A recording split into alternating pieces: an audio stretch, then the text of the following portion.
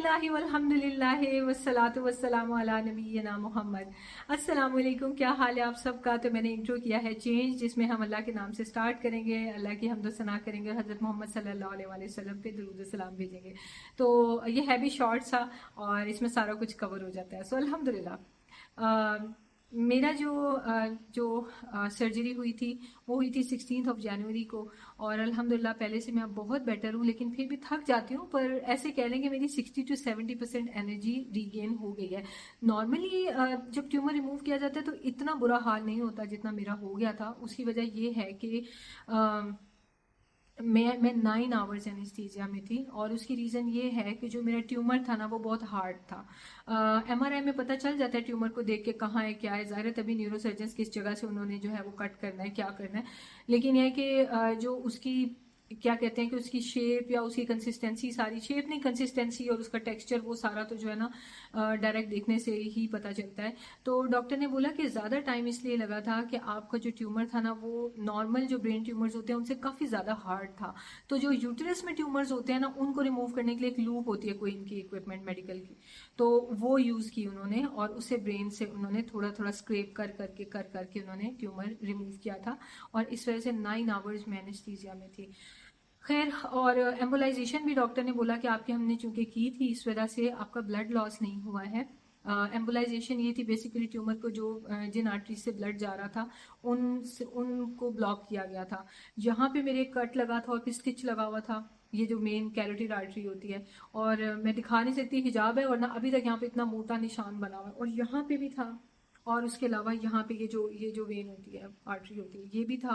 और यहाँ पे भी स्टिच लगा हुआ था। और ग्रॉइन जो एरिया लेग का ये जो जॉइंट होता है ना, इस पे भी लगा हुआ था। तो ये सब था। लेकिन अल्हम्दुलिल्लाह अल्हम्दुलिल्लाह सब बिल्कुल खैरियत से गया। लेकिन जो शहजाद का हाल था कि डॉक्टर ने कहा था 4 to 5 आवर्स लगेंगे, अगर सब हमारी एक्सपेक्टेशन के अकॉर्डिंगली होगा तो लेकिन जब 9 आवर्स लगे तो वो एक एक मिनट जो है ना वो बहुत मुश्किल था। बहरहाल, तो ये है कि अल्हम्दुलिल्लाह अब मैं बिल्कुल ठीक हूँ। और मेरी मेरी जो एनर्जी इतनी ज़्यादा लो हुई और मेरी जो इम्यूनिटी इतनी लो हो गई, मेरा हाल ये हो गया था कि जब मैं उसके बाद ना जब मैं एनेस्थीसिया से बाहर आई आईसीयू में, मुझे उन्होंने 24 आवर्स रखना था। बट अल्हम्दुलिल्लाह मेरे सारे वाइटल्स, हर चीज़ में बीपी, हार्ट रेट, ये वो सब चीज़ें, मैं एक तो बिल्कुल भी वेंटिलेटर पे भी नहीं थी और मुझे ऑक्सीजन मास्क की भी ज़रूरत नहीं थी, कुछ भी नहीं था। और अल्हम्दुलिल्लाह मेरे वाइटल्स बिल्कुल ठीक थे। और मुझे आई थिंक 12 घंटे हुए थे आईसीयू में। तो फिर उसके बाद डॉक्टर ने आके तो विजिट जब किया था मुझे, तो डॉक्टर ने कहा था कि इनके जो है ना इनको वॉक भी अब कराई जाए थोड़ी बहुत, क्योंकि ज़्यादा देर लिटाए रखेंगे तो वो लेग्स में जो है ना वो क्लॉट्स हो सकते हैं। तो इस वजह से चलना फिरना ज़रूरी है। तो फिजियोथेरेपिस्ट जो है वो आई थी और उन्होंने मुझे वॉक वगैरह करवाई थी। खैर, फिर उसके बाद डॉक्टर ने कहा कि 24 आवर्स आईसीयू में रखने की ज़रूरत नहीं है, क्योंकि सारी वाइटल्स नॉर्मल है अल्हम्दुलिल्लाह, तो इनको रूम में शिफ्ट कर दिया जाए। उसमें फिर ये था कि मैं 4 डेज रही हूँ। और उन 4 डेज में मुझे आईवी के थ्रू जो है वो साथ में जो क्या कहते हैं एंटीबायोटिक्स और पता नहीं क्या क्या चीज़ें और पेन किलर्स मुझे लगते रहे। जिस चीज़ ने मुझे हेल्प की, पेन किलर जो है ना वो 6 आवर्स के ड्यूरेशन पे होनी चाहिए थी, पर इतनी ज़्यादा मुझे पेन थी कि मुझे 4 आवर्स के बाद वो एक और देते थे, फिर 2 आवर्स के बाद एक और, वो ऑल्टरनेट करके मुझे पेन किलर्स दे रहे थे। लेकिन उसके बावजूद पेन पूरी तरह नहीं जाती थी।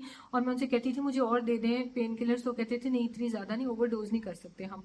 तो फिर मैं क्या करती थी, या हय्यो या कय्यूम बिरहमतिका अस्तगीस, और कभी मैं ला हौला वला कुव्वता इल्ला बिल्लाह पढ़ती थी। तो मुझे उन ये अल्लाह ताला से की हुई दुआओं ने मेरी जो है पेन ठीक की है। और मैं फिर शदाद से कहती थी कि शदाद मेरी जो है ना ये पेन किलर्स मुझे असर डालें ना डालें, या हय्यो या कय्यूम बिरहमतिका अस्तगीस, ये मेरी पेन दूर कर देता है।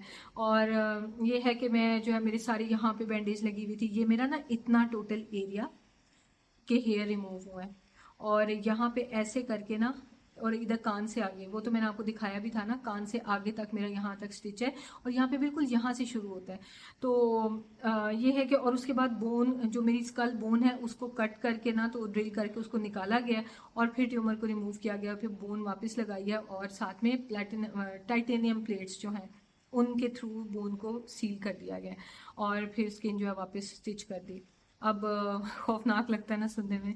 तो टाइटेनियम जो प्लेट्स होती हैं वो एमआरआई वगैरह में भी नज़र नहीं आती हैं, और जब एयरपोर्ट पे जाते हैं तो भी वो डिटेक्ट नहीं होती हैं विच इज़ गुड, वरना भाई और मैं हंस रहे थे कि ये पता चले कि कहीं पे मैग्नेटिक वो जो होते हैं ना, क्या कहते हैं, जहाँ से क्या कहते हैं, जिधर से गुजर रहे होते हैं तो वो डिटेक्टर्स होते हैं, ठक जाके उसको लगे कि कोई मेटल लगा हुआ है सर में, तो जाके तो ज्वाइन हो अटैच हो जाए।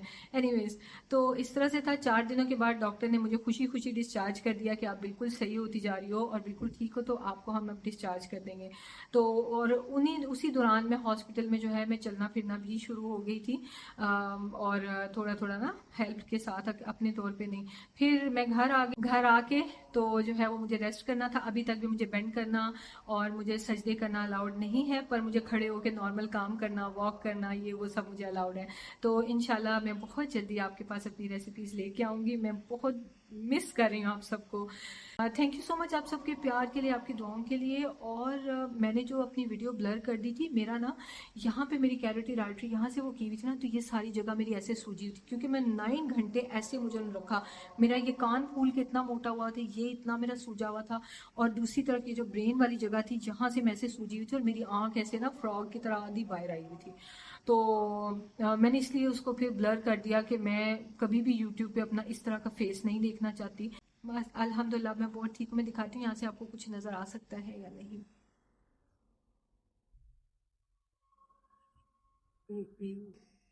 मैं आपको अपने हेयर नहीं दिखा सकती। ये देखिए, ये कट नज़र आ रहा है आपको, ये यहाँ से पूरा ऐसे जाता है ऐसे।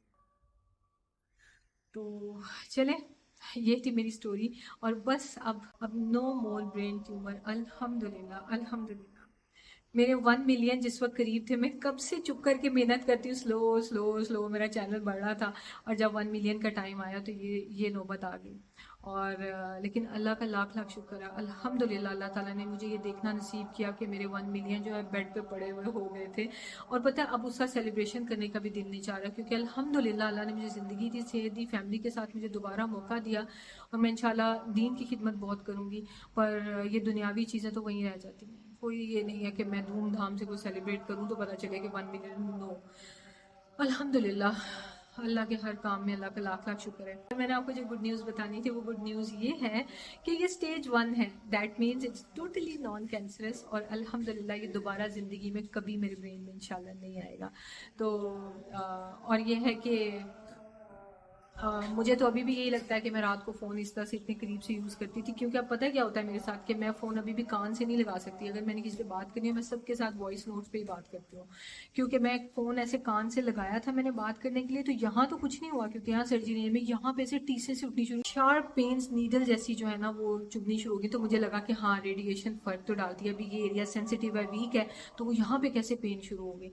तो ये वाकई मेरे साथ इसी वजह से हुआ था। आप सबको मैंने इसलिए बताया था कि रात को फ़ोन ना यूज़ करना कोई बुरी बात नहीं, मैंने आपको बता दी। मैंने आप सबको अच्छी बात बताई है कि रात को ना ही यूज़ करें तो बेटर है।